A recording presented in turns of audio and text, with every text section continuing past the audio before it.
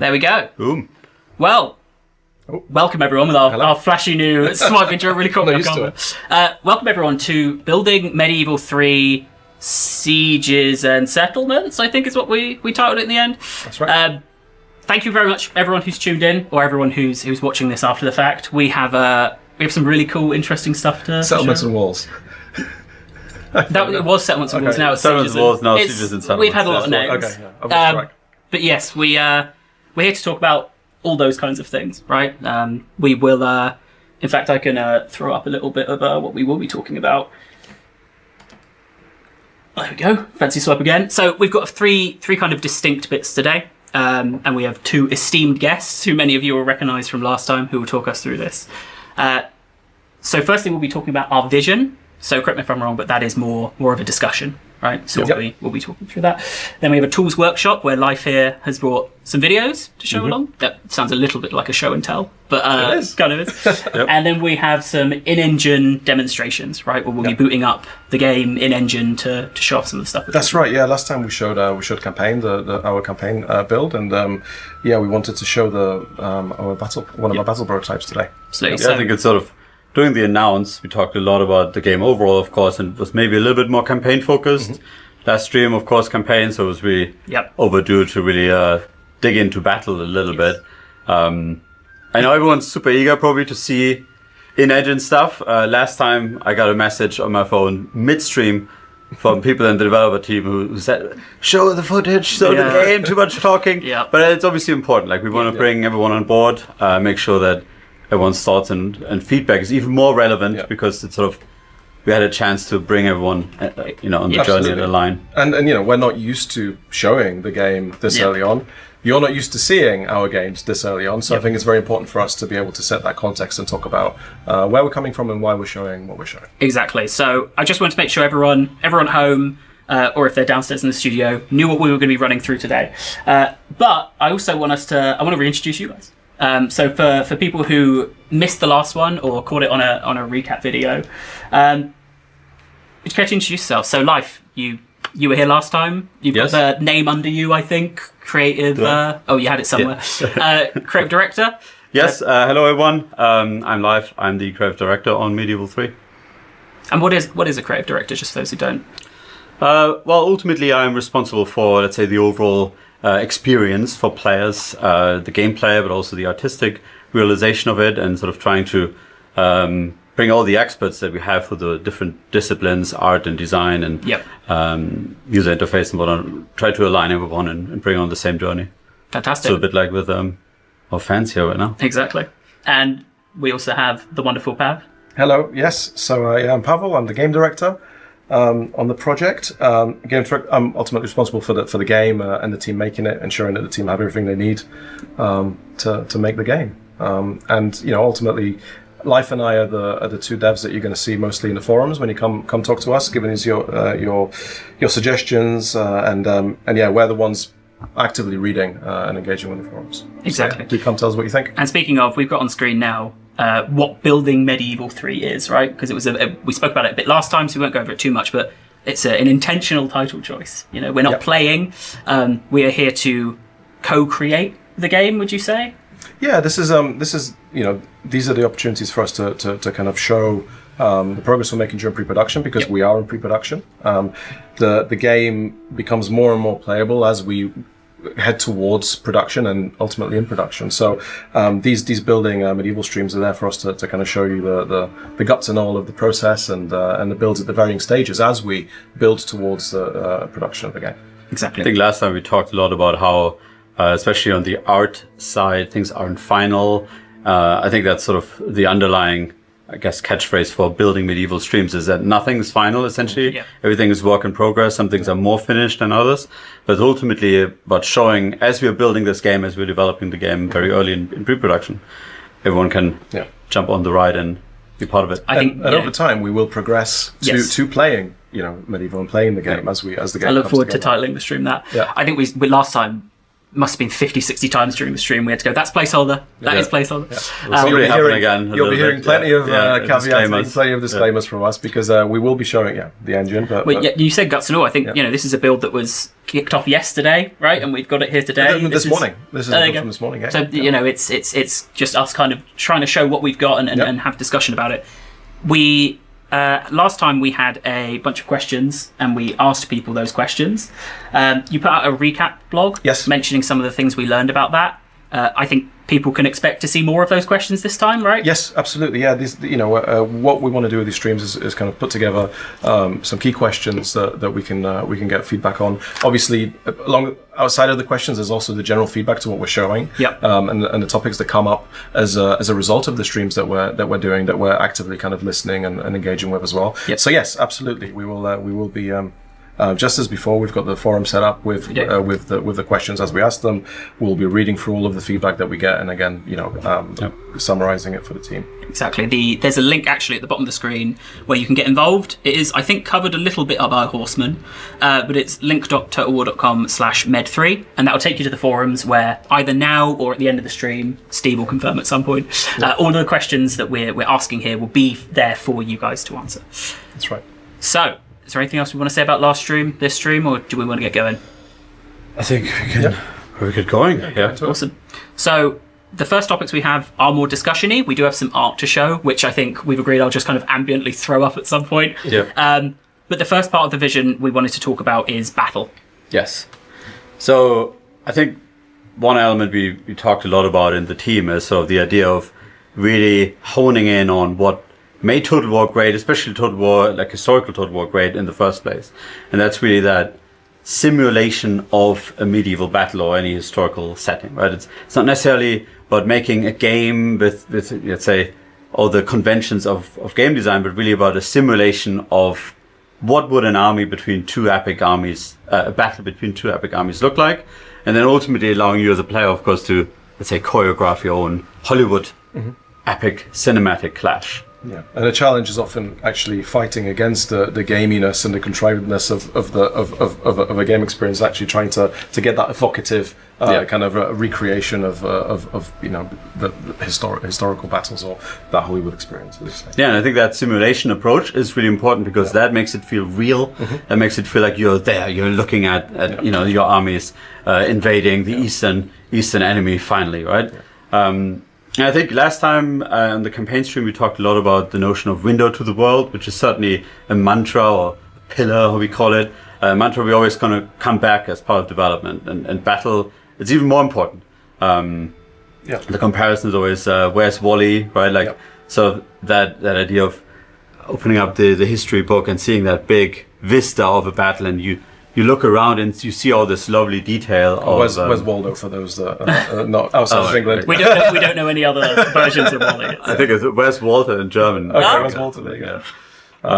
It's having that is that cause and effect, which is not just from the kind of impact of entities or actions in battle, but also the impact of the connectedness of campaign to battle, seeing the features of the campaign in the battle. It's the and it's also that kind of individual. The individual soldiers are behaving in a way that gives you that essentially that window to the world that you can really immerse yourself in in the setting.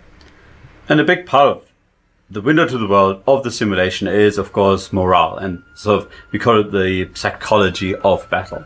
Your soldiers aren't androids who are marching for you. They're real people, real fighting men and sometimes women who are on the battlefield. And I think really elevating the importance of morale is a key part of Medieval 3. If you've been part of the discussions in the forums, you would know that there was a really cool proposal by Invicta around unit cohesion. And cohesion is certainly something we talk a lot about, where, you could have relatively high morale, you're still uplifted, you believe in victory, but something else brings you in disarray and your organization, your discipline is weakened. Like the isolation of entities from the rest, kind of impacting on that. For example, so I think really almost like thinking of morale, not just this one bar that you care about, but really what are the facets of morale is a big part of how we approach battle as a whole. There was something interesting you said yesterday as well about all of these elements being part of the whole, especially when it comes to things like unit matchups. So it isn't just as easy as Unit A counters Unit B, right? Yeah, and absolutely, and the different kind of impacts of be it the terrain, the environment, the other kind of events within the battle that can impact on the effectiveness of a unit, the psychology of the unit essentially. And yesterday we had a design discussion with the team where a great example came up around knights, right, and how knights in the medieval battlefields, they were essentially not really a unit you could counter. Like there isn't a unit that you have where you're like, oh yeah, these are anti-knight units. So you really have to think about, okay, how can I now apply almost like grand tactics to ultimately, let's say, engineer a situation over multiple decisions, perhaps using multiple units to bring these knights down. You wear them down, utilizing ground types. And that ties into the importance of fatigue. Maybe you can bring in almost multiple waves of poor peasants that ultimately whittle down the prowess of these knights, and then you lure them into difficult terrain, like so many historical examples. That would be a great sort of experience. Yeah. I know you've looked at the TV. I don't know why the screenshots are on the TV. It worked 2 minutes before we went live. So you've spoken a bit there about fatigue. What would you say is the aim for the pace of a battle in Medieval 3? Yeah, so that's something that we talked a lot about. As you can imagine, that all Total War titles previously, I think they're almost like they have roughly a similar pacing, but there are clear differences. Shifts, exactly, shifting sort of the Total War feel, shifting that around, and we're very curious about what the community thinks, what the feedback is. But I think our aim currently is to slow down tempo a little bit. Ultimately making sure that your decisions, you feel like you're able to make more strategic decisions that you can layer on top of each other. A more pronounced sense of phases, and talk about that a little bit more in a bit, but essentially almost like getting the feel across that, okay, now's the skirmishing phase. Now let's first think about how can I dominate the skirmishing phase of battle? How can I set up that first clash of the lines? And then, okay, now the lines have clashed. What do I do now? So a little bit more of that strategic feel in battle. For sure. And obviously the army makeup and setup will affect that depending on the type of battle. But so it's always going to be a kind of sliding scale of sorts. But basically more time to think strategically. So I can see some people talking about it. I can see chat; it's going very fast. So if the team out there see anything that they think we want to answer, I'll pull from it. But some people were asking, "What is this an in-game screenshot? Is it concept art? What are they kind of looking at here?" Well, this is of course concept art, so this is not in the game or in engine. But I think it illustrates some of the things we talked about here with the window to the world, in a sense of how the UI is meant to be really lightweight. It doesn't get in the way of the experience. One thing that I think we really love about some of the titles like Medieval 2 is how the UI and the sort of almost like skeuomorphic, like the flags in the world, they feel really like one. It doesn't get in the way of the experience, and I think that's sort of the benchmark we are honing in on. Obviously all very early, but that's sort of a target look and feel shot here ultimately. Yep. The other thing that Pav already mentioned, campaign battle connection. Something that I think we care a lot about is that when you are in the battle, you can almost recognize, where am I on campaign? You can locate the battlefield, you know where it is, or vice versa, right? Like when you see your location on campaign, you know, okay, if I load in, I will roughly have sort of this environment. That's sort of highlighted here by these mountain ranges, which aren't just, let's say, cool vistas in the background. They are there because it represents your location on campaign. And I think we've touched on it in the past. I think I even responded in a forum that it's been a challenge. It's a challenge for all of our titles. We've achieved it to varying degrees, different games, from different systems, giving us that kind of connection. So we're trying to find the right balance between having the clear campaign kind of landmarks and areas presented in battle that are recognizable, immersive, but in a way that's sustainable for our teams to be able to create and test as well, crucially. I did see a question from chat, and I don't know if you even have an answer for this at the moment, but I think I saw it a couple of times of so firstly people commenting on the pace and what you've spoken about, which actually is a question we're going to throw to in a minute, so we'll get back to that. But asking about what kind of size maps you would be aiming for, and if you're aiming to make bigger maps to help slow down that experience, or if it's about other mechanics within the map, right? The terrain, the unit types. Mm-hmm. Yeah, so that's of course a very it's a contentious topic. Mm-hmm. I think we replied to this very specifically in the forums, so some people would have seen it. But we think of, like, Total War has a very specific game feel in battles, and there's a certain sense of, okay, how many control pieces do I have? How many pieces do I care about and I have to maneuver around the battlefield? Sometimes it can be challenging, lots of pausing required because just so much is going on. So currently our aim is to represent a roughly similar army size in terms of control pieces. Mm-hmm. That then translates, of course, into, let's say, how many soldiers you would overall expect on the battlefield. And that then translates a step further into the environment, where the environment is too vast. It feels like that proverbial, sausage in the hallway kind of thing. Like it has to have a certain tightness overall. So yeah. So to your question, yes, it's very much to do with the unit types, the ground types, the weather effects, all of these things kind of feeding into it. And we are focusing on that kind of core Total War experience within Warcore, and making sure that we can get all of those pieces working to in the best way we can, without introducing kind of unknowns, like playing with messing too much with that formula. Yep. So yeah, I did have one last note here on this section of a discussion of momentum. If there's anything else you wanted to talk about with that for context. Yes. So it's ultimately the idea that, so when we looked at a few historical, like, cool benchmark battles, right, what became really apparent is that the most dramatic battles, the ones you would want to see a movie about, are the ones where sort of victory was snatched away from the jaws of defeat, right, where sort of something looked pretty bad and then something happened somewhere on the battlefield and the battle was turned around. And that's sort of the notion of momentum, that if you would watch the battle, you would see, things are going poorly, but then momentum turns around. Yeah.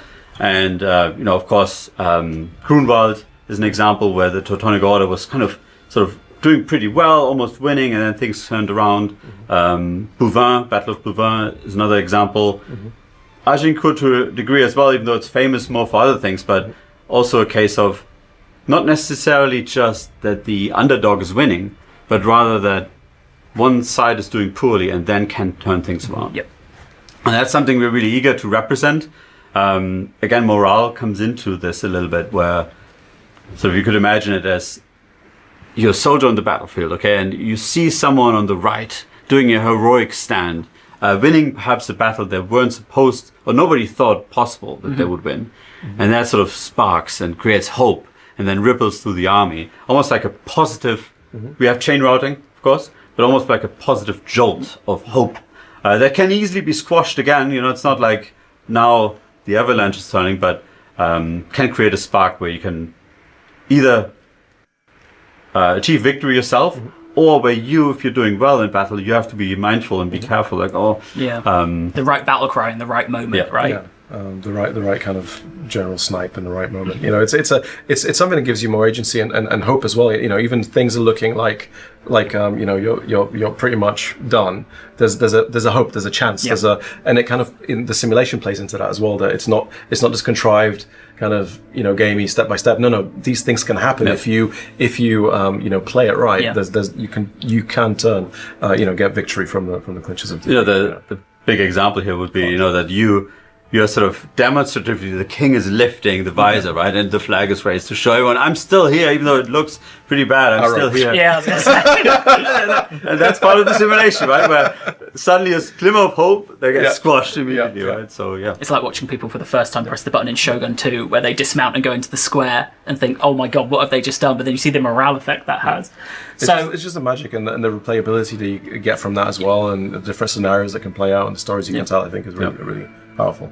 Then I am conscious of time. If you guys are, that's kind of us trying to establish the foundation, right, for battle discussion. Yep. So if it's right with you, I'll throw to the question that we're going to be asking. Yep. And we'll all hope all of the things work. I think they do. So these are the two questions we have for our battle vision. So the first is, what is the most essential battle mechanic needed to create an authentic representation of land battles? And how have you felt about the pace and speed of battles in past titles? So is there anything maybe you'd want to add to that first one? So what would you see as a battle mechanic, if that's what they're thinking about? Yeah, so we've thrown around a lot of terms here and sort of features and mechanics. But I think it's great to hear the expectation and wants of people and wishes. Ultimately cohesion is something that we had a lot of internal chats around discipline. And then seeing the discussion in the forums and Invicta's proposal on cohesion, we're like, oh yeah, maybe we should really look at it more from a cohesion angle, and we saw the benefits and we sort of merged our approach, right? So I guess if there are other things people want to really throw into the room, we will absolutely take it into our discussions. We haven't spoken about supplies, for example. There's lots of different things that we could, ammo, the classic. And anything then on the pace and speed of battles? Any extra context you want to give? Yeah, well, we talked about different Total Wars having different paces. So just hearing thoughts on what what players think about the different titles, the benefits, and of the different paces, I think would be good to know. I think it's the way we look at it is always double checking our assumptions with things like this, right? And our assumption certainly is that, generally speaking, the community for historical titles certainly wants a little bit more of that slow down, like a slower pace, a bit more strategic, and it's good to confirm or perhaps dispel. Absolutely. Then I will quickly ask the community team if they know if the forum posts are up yet, just so I know whether to push people there or tell them to hold. But for now, then we can move on to our second section of our vision, which is, now we've got the foundation, right? We all know what the aim is for battles. We can talk a bit about sieges, which is more why we're here today, right? Yeah, and we thought it might make sense to actually start with the campaign context briefly. Last time, I believe, in the forums, there was a lot of talk around our intentions on the war and peace cycle, right? So that there's a clearer sense of, okay, war is breaking out now, and the realm mobilizes, and you fight a few decisive battles, and then, an outcome is made, like peace is made, a deal is struck, and you have that sort of rhythm. And we see sieges very much as almost like the climactic moments, right? Like when you first defeated the enemy king in battle and he's fleeing to his capital, and then that's where the final stand is made, and that's where you crush and, obviously, achieve ultimate victory. So siege has some of the climactic pieces in that war and peace cycle. So there a huge investment in time and effort, and it's not something that we want to occur every other turn, lots of sieges all at once. So that's where the war and peace cycle, the pacing of war comes in, really. That's again sort of let's say an assumption in terms of community sentiment is that in past titles maybe we had a bit too many sieges, and I think that's something we looked at where also from an authenticity point of view, like a medieval war wasn't just siege after siege after siege. Even we see campaigns in Italy would have been counterpoint to that, but I think good to say verify with everyone. Yes, so that's the first part. That's basically the context. So the way we think about it is less sieges, they're rarer, but they're more epic, right? So and really leaning into a lot of things we now talked about in terms of battle, a bit slower pace, a clear rhythm, right? When you think of sieges, you really think of, okay, it wasn't just about the wall. It was really about, almost like overcoming the settlement itself. Ties into big legacy features from past titles that we're really excited to bring back, multiple layers of walls, where you can see that rhythm forming where, big clash when you attack the outer walls, then a bit of a, let's say, regroup period for both armies, and then again, big pace. And again, a clear campaign to battle connection where you're investing in the defenses of your city within the campaign.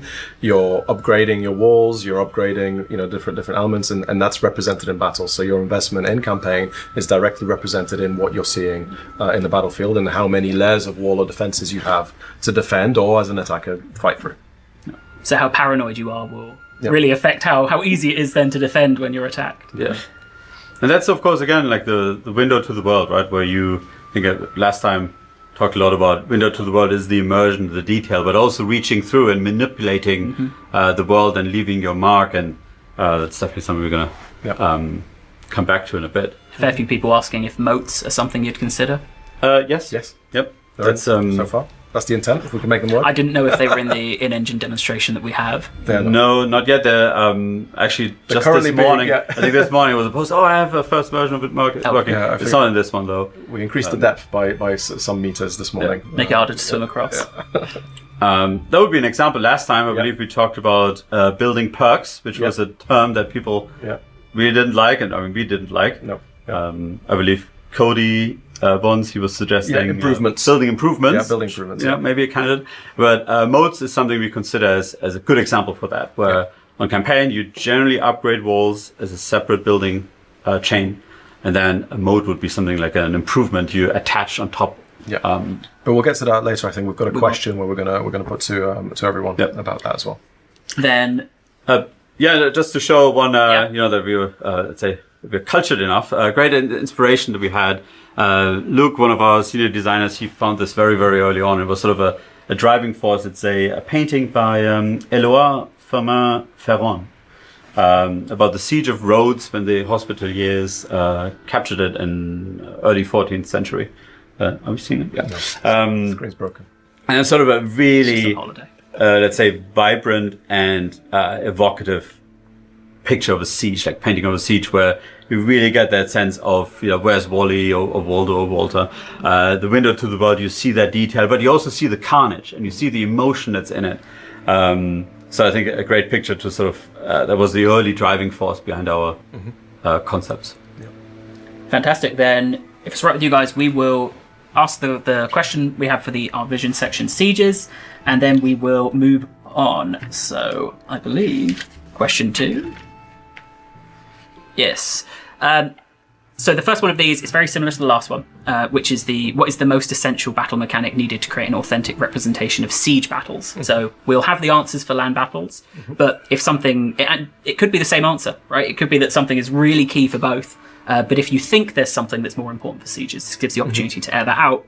And then how important are 360-degree sieges, which is attacker deployment fully encircling the city for you, and how often are you making use of multi-pronged attacks? That might be one worth explaining. Yes. Yep. So it's our understanding that one of our key, let's say, the manifests of Total War siege battles is 360 sieges, right? That the entire settlement can be part of your battle space, your battlefield. And it's something that I think we're really keen on bringing back, or have brought back. But one thing that often comes up is essentially restrictions more from a campaign angle. There are cities like Leon is an example we talked a lot about, where historically it was always attacked from the south, right? So when you would invade these lands, you would have to attack the city essentially from a fixed angle. So you lose, let's say, the traditional Total War 360 deployment options. You're restricted for that battle based on campaign context. You can only attack because of a river or other typically environmental factors. And sometimes there's also an authenticity angle where certain settlements were just so vast to accurately represent them in scale. Our battle would contain maybe just one kind of angle, potentially, right? Which is something that comes up as well. If we want to really show the scale of an epic city, we should potentially provide different kind of areas of attack. So it's an interesting kind of dilemma, and something that we always, when we approach a historical Total War, it's a topic that always comes up. Yeah.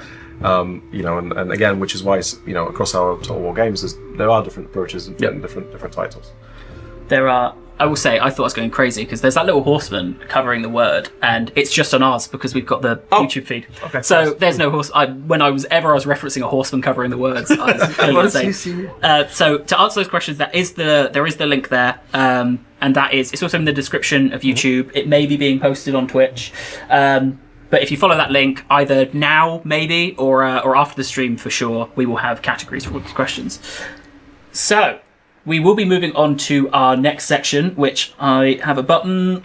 There we go. I'll take us back to the camera. So I think there's going to be some videos to show. So we're finally getting to the meat now. Yes. This is not the show in-engine running code yet. These are videos of more our tools, essentially. Talking a little bit about how we're approaching the challenge of authoring our settlements. So I don't know how often we show tools and never, I think, or very rarely, or maybe post once we're live. I'll tell you what, Mr. Producer, if while he's getting that set up, if you can double click the middle third and swap it, because they swapped seats, so it shouldn't be Josh Life Pav, it should be Josh Pav Life. He's just hidden it. That's it, and that's fair. That's his prerogative. Okay, you ready for me to come over? yes. So, what are we looking at here? It's a video that Fedon, one of our level designers, recorded recently from our in-game tools of how sort of you author a settlement. And I'm going to play this in a bit, but I think worth going back a couple of steps. So last time we talked about pre-production and why are things not pretty yet. It's because our artists are really mainly focusing on how are we building all of our assets. Yep. How are we building the campaign map, and most importantly, how are we building settlements. Yeah, and and actually, in what you're going to see today, both in the videos and actually in the engine as well, we've had a lot more art team focus on battles in a campaign. Campaign has less of that focus, because on battle, one of our traditionally one of the trickiest, one of the biggest challenges in content is settlement authoring. Is the battle map, the connection with campaign, of course, but also it's just the authoring of the buildings. Yep. And the settlements, building the settlements themselves, but also coming up with an elegant way to represent settlements and the different sizes of settlements in Battlefield. Yeah. We've been progressing further with battle environment art kind of pre-production. But again, what you're seeing is blockouts. These are very pretty blockouts. Mm-hmm. Because we're constructing our buildings from kit pieces. So the artists are blocking out all the individual bits that make up a building, sticking materials on them, so they get a feel for the balance of where the geometry is going to go, where the materials are going to go, and then obviously these will be then taken and made up as final assets. But these are all blockout assets, no matter, even though they have roof tiles and maybe bricks texture. These are very basic 3D geometry with textures on them. So yeah, everything is, as always, subject to change, because this is pre-production assets. But why is it such a challenge, right? And I think that's where really our goals of the campaign battle connection is making things difficult for us, but we obviously believe it's worth it. In that, if you think of a single map, like we call it a layout, like here's our layout for Paris. This is just one version of it that we can put together in an editor, right? You have to consider a lot of campaign hooks. Mm-hmm. Of course, the classic legacy example is campaign buildings, right? You've constructed a massive minster, like a cathedral. You want to see it represented in battle. You upgraded your walls. Exactly. The moat. Yeah. You want to see in battle. And with Medieval 3, we want to push that angle even more so, right? We talked a lot about rewriting history and leaving your mark on the world. And I think that's where it's really important to represent, okay, what have I done to my cities? Like, what people are living there? Are they wealthy? What culture are they from? How dense is the city populated? Population, yeah. Yeah. So, but enough talk. Let's play this. So what you're seeing here is a single layout. And what the designer here is doing is essentially selecting, you could say, activating different layers, setting the wall level to different level, changing settlement density, changing the overall size. There's a castle wall size, wall height, number of wall layers, right? And you can really see how, let's say, starting from a single smaller city, almost like a hamlet, how it's growing over time. And again, as always with these things, we haven't settled on number of sizes, on number of upgrades. These are all the things that we're exploring through our prototyping, through our testing. What is the great balance of settlement levels, wall levels, number and size versus the gameplay experience. That these are all the things that we're figuring out during pre-production, and then once we settle on it, that's what we'll produce. And I think what's really exciting about this is, we talked a lot about our timeline and wanting to represent like a sense of progression through the medieval era. So if you think about a single settlement, perhaps your capital, or like a settlement that's, an important trade hub that's fought over a lot, you would essentially see the settlement over the generations and decades and centuries grow and grow over time and really develop in different ways. See people asking already if we could view the settlements in peacetime, like in Rome 1. Oh, city view. Yeah, good old city view. Yeah. Well, we're kind of doing that here, aren't we? No one's Well, this is peacetime. Yeah, absolutely. Yeah. City view is one of those returning kind of. It's a lot of us kind of love that, and it's always finding a way. I remember when I joined, slight little detour. Sorry, when I joined CA, I really loved it. And I was talking to some of the designers, and the designers really disliked it. It was like there was no gameplay to it. There was we couldn't really do anything. So what's the point? I was like, no. But for me, it was that window to the world. I could see and immerse myself in the world because I knew there was a world there outside of just my battles. Yeah. So finding a way to do that is definitely. But I think what we're looking at is the campaign and having that window to the world within the campaign. So you can look at your city in peacetime in the campaign and get that evocative kind of feel for the world. Yeah, what you can see here is that essentially, as your settlement grows, you might get different layers of walls with different wall heights, and then of course. So the keep in the center as sort of the final bastion you have to overcome. Some of the eagle-eyed of you will spot here that we've got different sizes of wall, and the widths as well are very different to before. But we'll get to that. But yeah, there's some exciting changes that we're working with. Gonna swap videos. Let me put us back to camera then. There we go. Right. So what should we be expecting to see from the second video? I've realised live, I haven't seen any of these videos. Oh, really?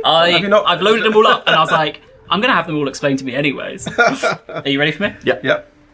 So this is essentially the same thing again, just from a top-down view, which is a little bit less, let's say, window to the world, a little bit less evocative. But I think it shows the footprint really well and how we're really, let's say, capturing a big range of sizes for settlements. Starting from very intimate battles that feel quite like almost like at the town squares where the final stand happens, and then up to larger metropoles. I look forward to the videos that analyze every single click on those boxes of what every single option is. Yeah. Look forward to In Fear. All subject to change. Yeah. Now, of Except course, the bits we like. Except the bits we like. Yeah. What this also helps with, like this very, let's say, systemic view of authoring our cities, is that generally it will have a lot with variety, which is obviously always, we can never have enough variety, right? But we all know that feeling of, you rock up to a new settlement and then you're like, I know that layout, right? Layout A. I've seen exactly. That that's the same one I thought in Scotland, but I'm in southern France. Okay. And I think that this very systemic approach will help to sprinkle in that variety systemically because they're different culture living there, so the buildings look different. The density is different, so you have more open spaces. Perhaps it's more wealthy or less wealthy, so you get a lot of that visual and gameplay variety. And this is that kind of the development kind of reality. This is where we're trying to find ways that we can effectively author these settlements to be able to provide the variety and variation for the players, but in a way that's sustainable for us to create. Because ultimately we've been constrained in the past with the number of settlements we can produce just because of the sheer time it takes to put them together and the team sizes that we have to do. And is that what this tool's unlocked then, the ability to? It's the improvements that we're making to the tool, and safe to say, obviously, all of the tooling that we're seeing here, it's a mix of the tools that we're developing as well as kind of existing. But what we mentioned in the blog, we're aiming to release Warforge and the tool set. So the things you're seeing here in some shape will be available to our modding communities. Yeah. I think what this top-down view also shows nicely is sort of overall our, let's say, current thinking in terms of sizes. It's again like obviously a topic where I know that some people really care about even larger settlements, but I think one thing we feel like looking back at past titles, Three Kingdoms, for example, had really big cities, especially at the top end, that ultimately the siege battles didn't feel as great because it's just too much open space, ultimately unused ground. And I think that's where we are. I mean, you can see they're still massive. Let me bring it back. But perhaps, how did you describe it? The biggest cities aren't quite as big as in past titles. Yes, currently. Yeah. I'm thinking. But but again, it's for us to find that right balance. Because it's and it feeds to the pace as well. You know, the pace of the battle at the different stages, and also the agency of what you're able to do. I mean, again, one of the things that we loved about past titles that had the multi-layering is the agency that you had to do. You know, be it attack in different ways or defend in different ways. The 360 comes into that as well. So yeah, all of these are the different kind of elements that we have to juggle to find that ideal balance for the game. And of course, there can also be exceptions. You know, if you think of Constantinople. Well, yeah, we mentioned in Attila, for example, we had two exceptions. We had Rome and Constantinople, which were huge compared to everything else. Baghdad, I mean, obviously for these cities we might go a bit larger, but okay. Next video. You good to go? Right, I'm just gonna have a quick look at the chat and see if there's anything in there. I kind of just some people saying, one person saying, I always say some people because I can't read the name quick enough. But it's actually it's Mr. Dogbutt. Saying Constantinople was the best city siege map. Yes, it was. It was one of my favorites for sure. Well, pretty epic, I loved it because it was just so big. And actually, another example of a single attack direction as well. Yep. Even though it was technically 360, i.e., it was all within the battle. It was a single attack and had moats as well. Moats. Okay, you ready for me? Yes. So this is about walls specifically, wall authoring. This is showing off our new wall authoring tech, which I guess the big highlight is that it allows for non-rectangular shapes, essentially. Wiggly lines, you could say. For anyone seeing this that may be familiar with other game engines, tooling, of games, may think that this is standard, right? But no, this is something that our artists have been planning for many years, and we finally have the ability to kind of draw walls, and it gives us far more flexibility when constructing settlements. And again, speaks to that. Speeds up the process. So again, sustainable workflows to be able to create more content for the game. It's really good stuff. And again, something that will be available to our modders. That's just what I was about to ask. Yeah. You can make a city in the shape of your own name. If you like, yeah. Will it play? Who knows? Well, yeah. We'll obviously see it in engine in a bit, but I think what's clearly sticking out is the width of the walls, which is something we looked at. Thanks, Fedon, again, for giving me the precise numbers that, just to illustrate, Pharaoh had 11 meter sized walls. So, width, platforms, essentially big, right? And here it's 3.5 meters. So really giving you that, anyone who ever visited a medieval castle or any fortifications, it's dense. This has been a legacy challenge. So, in my experience working with battles, and we've always struggled with trying to represent kind of authentic scales when it comes to walls, when it comes to roads, paths, avenues. Streets, we used to have a restriction. The restriction was about 32 meters. So, if you think past historical titles inside cities, massively wide avenues to help, aid pathfinding, AI and whatnot. And what we've always tried to do is, try to find ways to really get those more realistic and authentic scales, and that's what we have here, and this feeds into the design of the settlements, but also into the underlying tech, where we're working on the pathfinding and unit control to be able to work with these more realistic scales. So it's not just about the authenticity; it's also a little bit about let's say the carnage of medieval battle, right? Like seeing soldiers being pushed down the wall, and so it's just immersing yourself in that sort of dense, almost claustrophobic environment, right? High up in the air. So even though you mentioned, the settlements maybe, the largest maybe a little bit smaller, but there's actually more to do in the sense of within the design, because of the level of control you have within the settlement, and the different approaches, the different avenues, streets, alleyways. I have seen a few questions, and so that's kind of the end of our tool workshop section, so we will get to the question, but before we get there, this might be useful to set up for our next section, which will be in engine. So there were some questions asked about AI, battle AI. Has there been any changes to it to compensate for all of these systems and the kind of new maps? Yes, I mean, we have across campaign AI and battle AI, these are teams working with with the Walcott engine and the changes that we're making, we're absolutely supporting all of these innovations and changes.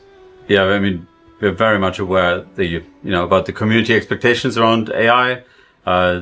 We see one of the main, let's say, especially for the more advanced and experienced players, one of the more prominent sticking points, you could say, for a bunch of our previous titles. So I think really looking at that in detail, is really important. And we talked about this within the context of the campaign, where we're essentially, we're rebuilding these kind of staple historical Total War, features and building blocks essentially, and the same with Battle. We're addressing step by step these key areas that we're keen to achieve, and we're working together with all of the teams to solve those challenges. Also fair to say, lifting the veil of game development, I think right now in early pre-production, our focus is really on almost like establishing what the AI needs to solve. Yes. And really making sure that come up with the right systems that would allow us to, build the content and the variety, and that creates the gameplay we want to see and visual experience. And then the AI is then able to actually look at it. Okay, now we're going to solve it. And that's part of pre-production, where we collaborate with the different disciplines, and we pose challenges, and sometimes they're resolved. Sometimes we have to iterate on the direction slightly to work with the constraints that a team may have. Yeah. And that's the kind of the magic of pre-production, where we're kind of problem solving and figuring out a way out for these challenges. Then when we get to production, we implement and get it done. And then we play the game, and more feedback comes in, and then we iterate more, and that's the beauty the cycle of game continues. Well then, if it's right with you guys, I'm conscious of time. We are probably going to be another 40-ish. Okay. So I'll ask the question, and then we can move on to our in-engine demonstration. So hopefully this is the right number. Yes, it is. So, what specific campaign context would you expect to see represented in Battle? So some examples there, and some stuff I think you guys spoke about while the videos were playing. So constructed buildings, landmark terrain, and reinforcement of rival positions. So what is campaign context? Yeah, just overall on that, I think Total War is an interesting franchise where sometimes we joke about it's 2 games in one, right? And sometimes you can see in the community like, oh, campaign is more important. No, battle is more important.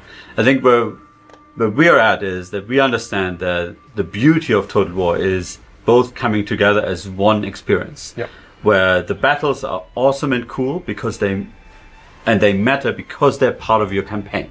You wouldn't want to just play your campaign. The battles are almost like when you get rewarded for your strategizing, right? Where you can finally zoom in and live through that Hollywood moment. And on the other hand, like battles without campaign, they lack the context. They lack the purpose of them, right? So really bring both together is a big initiative, you could say, for Medieval 3, bringing them stronger together than before. And that's where this certainly comes in. Like, see, we're thinking a lot about these connection points, but if there was any, key. So we talked about a few things like population density. So we're already looking to represent the population density with the buildings that are present in the battle.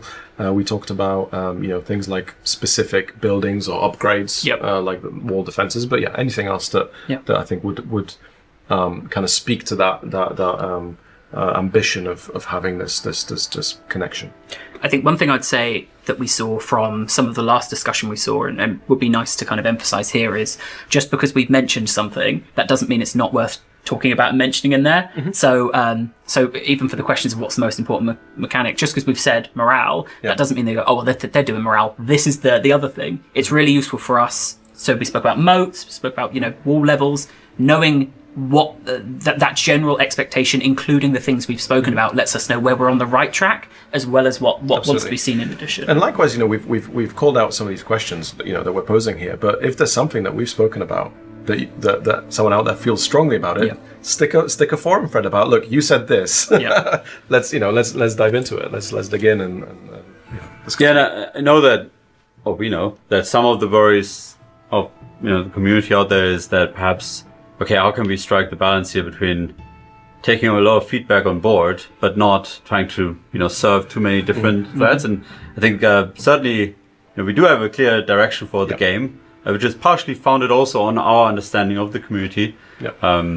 like Roger was saying last week, it's not too many cooks, right? It's sense checking. Our egos are big enough to know where but I heard there was a big laugh at that when he said that. But we read everything. We read everything, or as much as we can. We process everything, and we discuss everything that we feel like is really relevant, and we're trying to really. And it's really interesting because we love our games. We play our games. We're huge fans of Medieval and the game that we're making. Often within the team, we're debating A or B, and maybe we have an equal 50-50 A or B. And then again, when we look at what the community is saying, we use that in those conversations. We say, well, actually, here is the sentiment around this particular feature. Let's maybe consider that, right? Because we absolutely know what we want to do here with this game. But again, this game is important to everyone. It's Medieval 3, right? So we want to get everyone involved so we can hear what the community voice. Fantastic. Well then, I'm going to swap us back to main camera. So Life is going to get set up an in-engine build. So this is our game. Our game. This is Battle currently. This is our settlement prototype, I would say. Yeah, prototype map. Yep. You ready for me? Yeah. We will be essentially playing. Even though we're still building Medieval 3, we'll be playing a little bit. We'll be clicking here on there. There's I mean, which has me slightly anxious, but we'll be actually playing essentially through moments or vignettes, how we call it, right? A few key moments in a sense. That's right. Yeah, we want to point to some of the things we've been talking about. So we'll be talking about the various improvements and things we're looking at. Obviously, this is pre-production build. So as we've mentioned before, the buildings, they've got roof tiles. They look pretty. These are blockouts. These are good-looking blockouts that will inform the final art that we produce after. You will see bugs. You will see blobbing. You will see units getting stuck. The animation set is very limited. There are placeholder animations, but still, the animations don't play out as we intend. We're improving. Obviously, we're looking at improving the pathfinding and the behavior. Currently, right now, actually, the battle team are going to be working on improvements to the squishiness of units, the collision units, between how units interact physically with each other, with the environment, which will play a big part in how they navigate through the through the various kind of choke points, and so all of these things are work in progress. So already we have much slicker navigation through narrow pathfinding areas. We'll get there. Yeah, okay, we'll get there. Spoilers, but what I'm trying to say is this is far from done. Yep. So just to set the context. And the point of us showing this obviously is to help inform the context for the questions, right? Absolutely, and also the beauty of this and these streams is that you're going to see the progress. Yeah. So we're showing Battle now. Next time we stream Battle, you will clearly see an improvement, and you'll see the trajectory that we're moving down based on everything that we're discussing. And maybe one of the things suggested from the forums, right, through this, they see in the build next time. Not so. Yeah. All right. That's good. Working. Done. Okay. Well, thank you. I've moved the bottom bar along. That's all I had to do. Okay. So that's on pause. We are obviously attacking with a few smaller forces here, attacking and I will city. And I'll keep interjecting as I see things that, again, UI is also placeholder and work in progress. So even though we've got these kind of banners above the units, as you saw in the concept art, we are looking at, we're keen to get kind of flags and banners into the actual 3D world. And you can see our first casualty of Medieval 3 there. Yep. They are. And just to showcase like a little, let's say, mechanical nugget here, just to another example of sort of perhaps not necessarily psychology of battle per se, but with archers you can now actually suppress enemy units. So you can see now here this unit is suppressed because it's been fired upon. Suppression will, for ranged units, reduce their accuracy and defensive capabilities. Do you want to call them out just immediately? Yes, let's call them out. Yes, there are pocket ladders here, as you can see, but this is purely to aid kind of development. We are working on the team. We already have kind of some versions of carried ladders, which is absolutely the intention for Medieval. Yep. They said it before they even popped up. You know, they were like, "I bet it's going to be pocket ladders." Yeah. And it is for our pre-production prototyping because it's just quicker, more instant. You'll also notice the size of the ladders because they're there to accommodate the different wall sizes that we have. So yeah, this is purely work in progress. But yes, I can confirm that we are working on ladders carried by troops for the final game. And maybe next time we stream battle, you'll see that. And I think hopefully we see some entities falling down. That's always a cool spectacle that everyone loves. But I think it was always such a cool thing, especially in titles like Rome 1 or Med 2, like so that stand on the walls, feeling the pressure and the last defense of a tower with your elite units. And I think this is going to replicate this really cool. Yeah, cool way. Less space on the walls, so more chance of falling off. And are they going into that tower? Yes, I'm just hoping we can engineer this. So one thing we actually wanted to talk a little bit about is this is literally our debug camera. So in the end, it would look a little bit more fancy. We'll figure out a way of doing this. We talked a lot about, let's say, the window to the world and the detail that can come across if we have interior fighting. So literally looking through the window of the building. Quite literally. And then sort of, you're busy, of course, with, making your decisions and whatnot. But then in key moments, you zoom in or you look through the window and you see sort of that intimate fighting on stairs. I think there's something really, really cool about that. Maybe I'm skipping ahead, but saying that, it's worth mentioning that go on our magical towers spawning arrows because they have to literally be occupied by troops with bows and arrows to function as a tower. Otherwise, you're just throwing your sword, hoping you hit something, right? Yeah, and I think one of the features that don't have working yet, but we're really excited about is the idea of, let's say, contextual environmental weapons. So a unit being able to pick up, let's say you have sword units on a tower and walls, they're able to pick up some ambient bows and fire at the enemy. So there's actually a question here of what's the point of using placeholder ladders if that's not your intention? Shouldn't you test the mechanics that you actually want them to be played? Well, I mean, yes, but everything comes in order. We have to prioritize what we develop first, and we know that we want ladders to be carried. Yeah, so that's done. We don't need to prototype that because we understand the constraints and what we need to do there. What we do need to prototype is the size of the different walls. Yep. The entities traveling up those ladders to get to the wall. So it's prioritizing where we put the effort when, because we have to we have a team, we have a finite amount of time. So we in game development as any software development, prioritizing and doing things in the right order is key. Yeah. But yes, I will reconfirm. Pocket ladders, they're there for testing. Yeah, right? absolutely. As we're proving out debugs. Yeah. Nice. I think we talked about everything with walls. Unfortunately, not many people fell down. That's a bit sad about that. And also, last time they fought on the stairs themselves, didn't they? Yeah. Alfonso and And a nice touch to the interiors. I think something that a few comments in the forums about why have physical destruction of buildings. I think one of the nice elements of that is when we have interiors, when you have a partially destroyed tower, you still have that kind of feeling. You can still have fighting on the interior. Yeah, maybe they're exposed, partially collapsed towers, but it's still functional because the staircase is there. You still get some height, so it gives us again more variation in the kind of battlefield scape and the experience.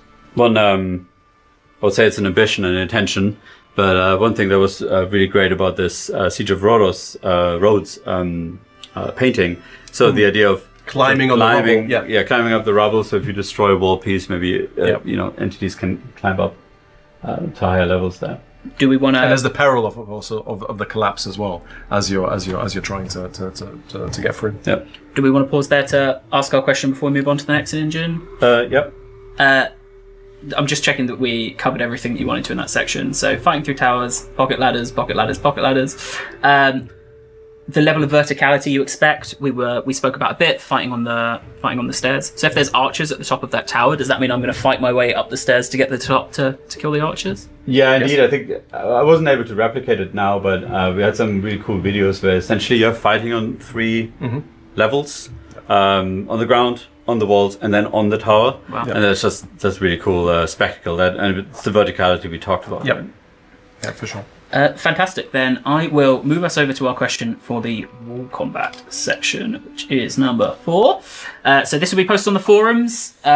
We want your answers to it. That's why we're giving you all the context we can to get there. The question is... That is not the right question. That's not the right question. Let me read what the question is. Where does that come from? I have no idea where that comes from. There we go. It was, what was fun or frustrating about garrisonable buildings in previous Total Wars? Yeah. That's a past stream, isn't it? That is a past stream. Yeah, nice. The ghosts of streams past, eh? So Yes. So what did you? So basically, what did you like about garrisonable buildings or not? Yes. Those titles, yeah. And titles like Empire, Napoleon had garrisonable buildings, and I think let's put it this way: I think we are aware of some of the strengths and weaknesses of it, what it did to the game and the gameplay, and it'd be great to get more thoughts from people. Yeah, for sure. I fear what the other questions are going to do when I press those buttons now. Okay, fantastic. So that is walls. Are you ready for me to come back to you? Yeah. So we talked about walls, and we touched, I think, on the idea of streets as well, and the width of streets. Again, some numbers here. Pharaoh, 32 meters. That was not just Pharaoh. I mean, until now, all past titles were constrained. I say constrained. We had maybe narrower streets, but from our battle programming team, we got very, very worried if we went anywhere below 32 meter width, for sure, for pathfinding, for AI, for navigation. And here you can see different widths. Some streets, of course, were wider than others, but the smallest one is 12 meters. So a much more intimate space, which helps a lot to sell, let's say, the maziness of some of the medieval cities, of course, but also makes some sort of interesting gameplay choices, right? Like, do you go down the back route with some narrow streets, or the wider? Again, you get more tools to create variation and varied gameplay within different settlements. Before you show the street combat, I did have a couple of questions from the community that I thought would be interesting to answer. So you spoke about the walls being destructible, and that sparked a lot of imagination, a lot of thought. One person was asking if the walls are fully destructible, or if there would be those kind of undestructible pillars. Fully destructible. Fantastic. Saying it now. Is your intent to be able to push ladders off? We were having a debate about this this morning. If we could just, I don't know, if maybe next time we could do a little dev chat snapshot. But yes, we're literally debating it. Are they tied? Are they hooked? Should they be pushed? Are they heavy? So yeah, it's a conversation we're currently having. The hope is definitely to allow for moments, the Helm's Deep collapsing ladder backwards. It's just a super cool spectacle, but obviously lots of challenges around it. And it's something I'm sure we'll be discussing with our consultants as well, and how what's the in terms of authenticity, balance with the gameplay, and so it's something that there's definitely we're looking at, and it's hilarious. We were literally discussing that this morning. Fantastic. Then back to you. Let's talk about street combat. Okay. We wanted to show essentially some of the improved navigation through these narrow streets. Especially in older titles, it always used to be quite a battle to navigate your troops around. And again, just to highlight, it's not done yet. So there's still units getting stuck. There's still, it's still not perfect, but it's definitely, iterative steps in the right direction.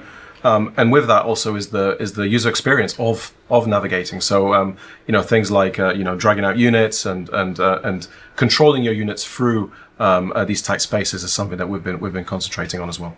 Yeah, you can see that here. Like a bit more of a seamless drag out of units in the environment. As we discussed in the beginning, I think our goal, our intention is that generally movement through the streets would be more fluid. Again, like to bridge essentially between the big climactic moments, outer walls, inner walls, and the keep. And that fluid movement is also something that we're looking at for we mentioned in terms of the collision of entities. So also when units interact with each other, when we're talking about battle lines, battle lines kind of moving, enveloping, flowing, that it all kind of feeds into to this. And what we're trying to do. So is the intent there to make it feel like it is a group of soldiers, right? There's some individual movements in there that are... And that's where the talk of the psychology and cohesion comes in, the isolation of entities, and then pushing and staying together and holding, and the impact on morale and the psychology, all of that is systemic in a way, stemming from these improvements that we're looking at. Before the next segment, I'll have to do some shenanigans here. Okay, then shall I throw us over to the question? Indeed. So honestly, let's just see what comes up. Hey, it's the right question. Okay, nice. So the question we had here, so you've seen a bit of streets, a bit of the pathfinding and how we have it. So the question is, what are your hopes and fears for multi-layered sieges? So that is the progressing from holding the walls, losing the walls, falling back, street fighting, and then, as we'll show in a second, then defending the keep. Right? Yeah, that's right. So, because we've had, again, in past titles, we've had the multi-layered sieges. We had obviously Medieval 2. We had in Shogun, and there's different, like I say, pluses, minuses.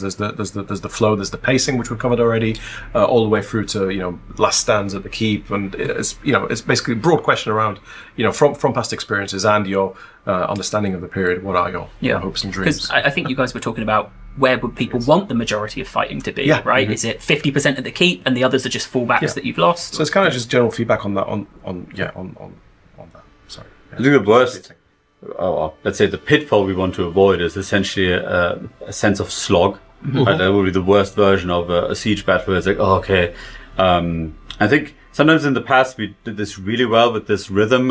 Shogun 2 comes to mind again, where you had these plateaus, and there was a clear sense of, I've captured that first one. I regroup my troops a little, rally them, essentially reorganize them, and then I make my next push. I think that's sort of And this is the beauty of Total War and the simulation, right? Because then that slog is then affected by these kind of pivotal moments, the change that can occur.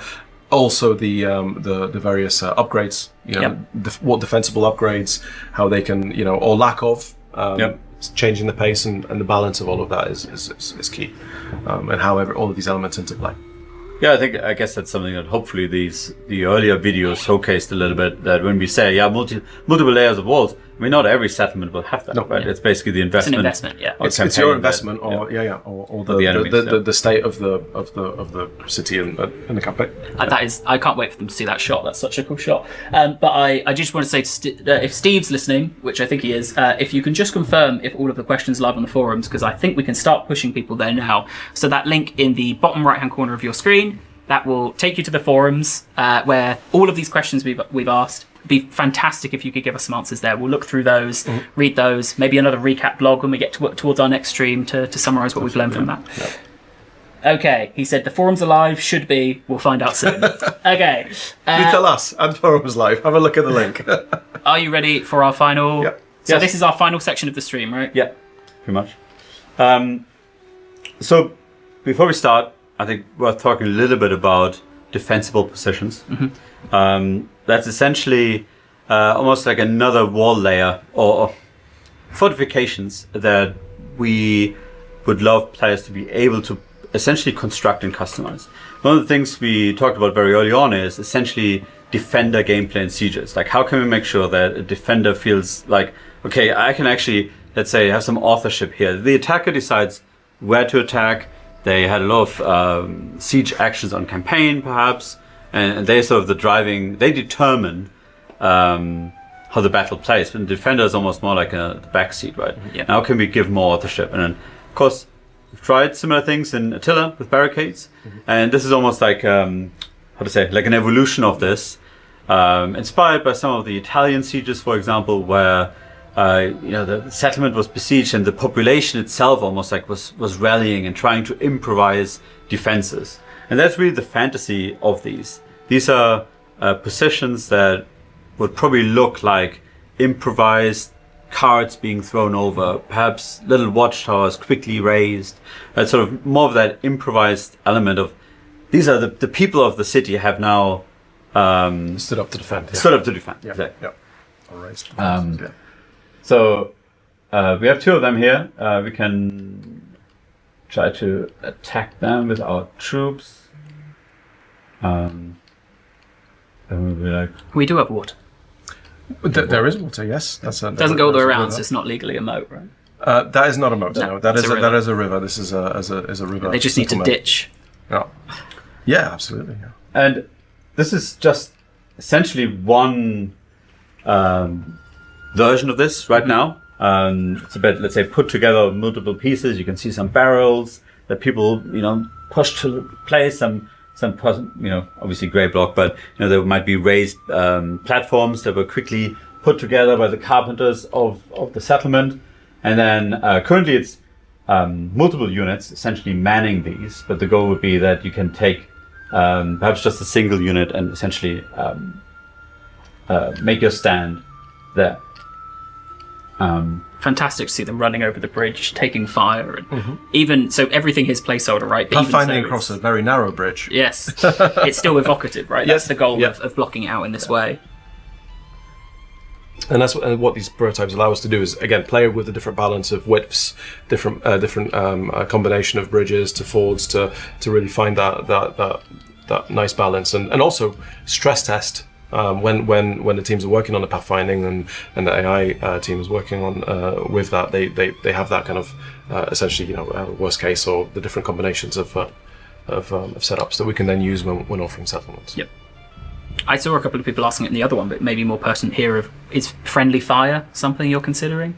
They're shooting kind of close to their friends there. Yeah, no, I mean, it's, I think obviously something that infamously was part of Attila, right? And I think, it's part of the simulation, really. Yeah. Yeah, if we're talking about authenticity, it's something that's important to capture. But I think there's just something really, for me, really evocative about that sort of improvised last stand that the populace is doing together with the soldiers here.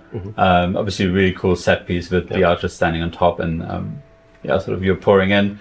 The intention of these, and again it sort of speaks a little bit to perhaps more the campaign, how sieges tie into campaign, is that a 20 versus 20 to full stacks against each other should really not result in a victory for the attacker. And sort of there's some challenges around this, but that's our intention, that if you have a siege, you should be able to hold off, don't name it to the cross, but there's maybe 8 to 11 units as a defender, you should hold off like a 20 old school full stack, right?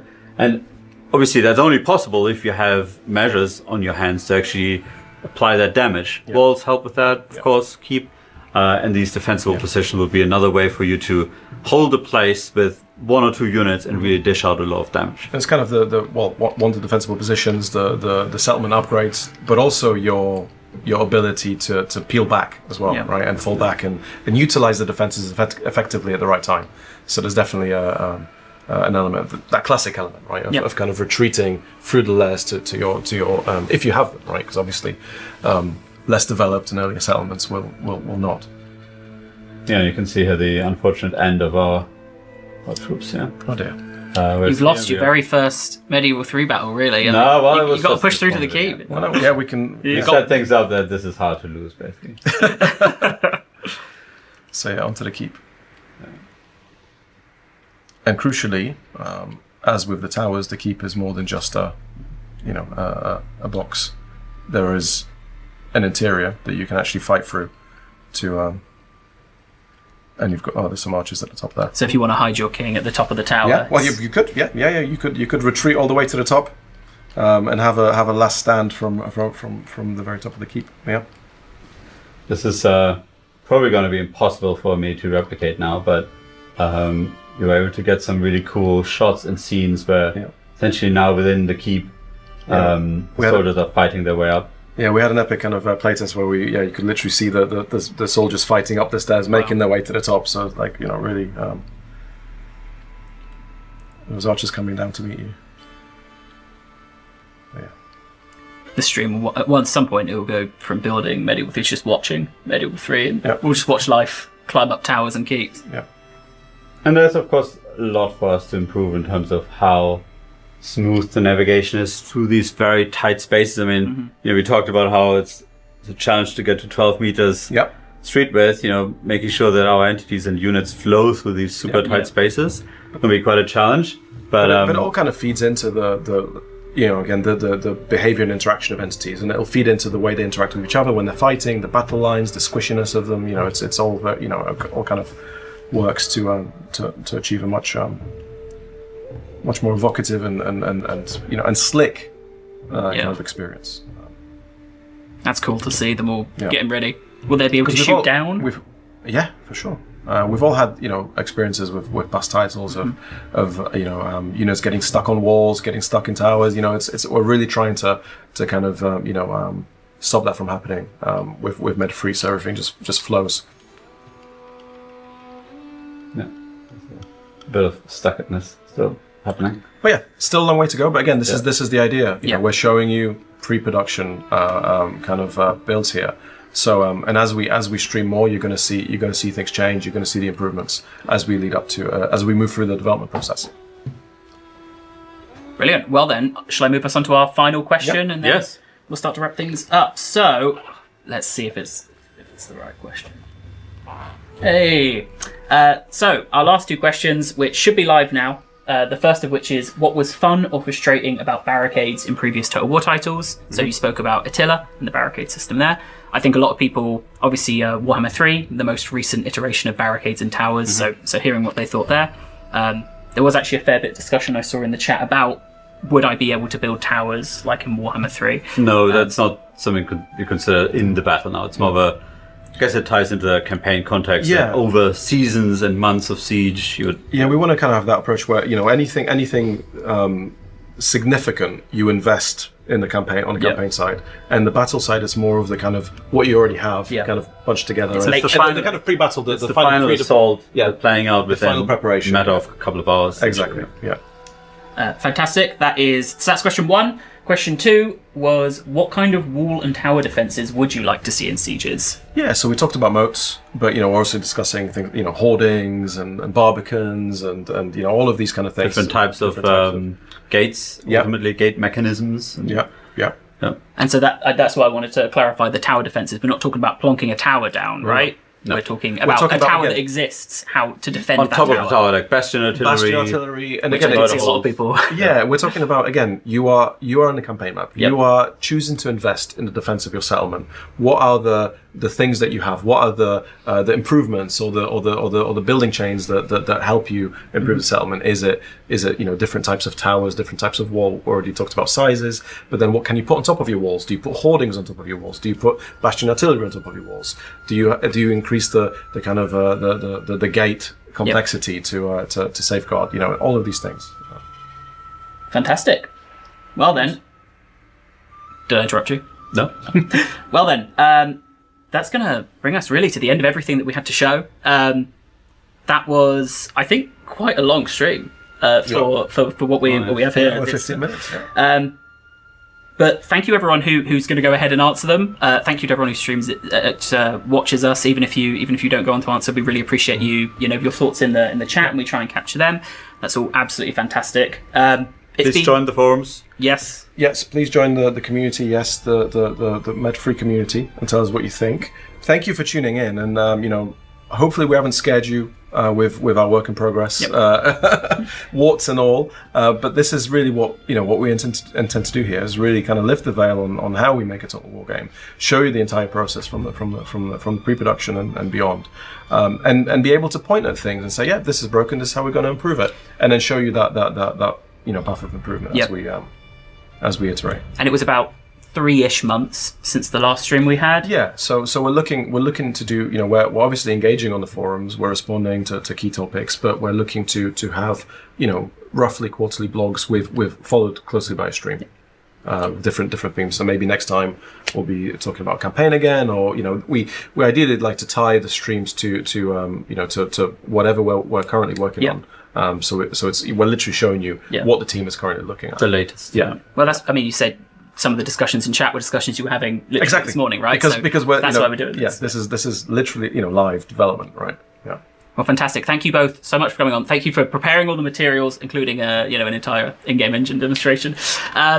Thank you again, everyone, for tuning in. If you missed any part of it, we've kind of earmarked the different sections. So if you want to hear more about our vision for battles and you've only just tuned in, the VOD will be available straight away. But otherwise, next week we'll be streaming. I think it will just be... There's been a very stressful 2 weeks of streams. So maybe next week it will just be me and Steve playing some Attila. I've been playing around the idea of trying to hold off as the Western... You still owe me a stream. I'm going to talk to you guys right after the stream, because I have tried to book you in, and I'll see if you're available for that date. Yep. But yes, thank you very much, everyone, for watching. We'll see you next week, and we'll show you more Medieval 3 in the near future, hopefully. Definitely. Yeah. Thank you. Thank you very much.